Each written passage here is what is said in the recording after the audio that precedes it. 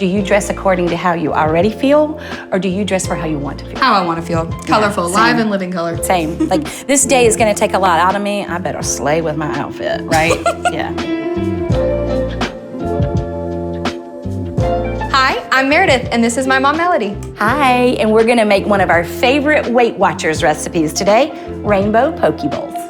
What self-care practices help you feel more grounded? I set intentions for my week on Sundays. Planning my dinners in particular, it reminds me of my goals, and it also gives me baby steps to actually make them happen.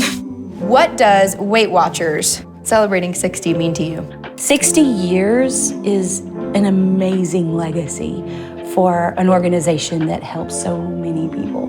What's the most valuable thing you've learned over the years? To lead with love. And you do.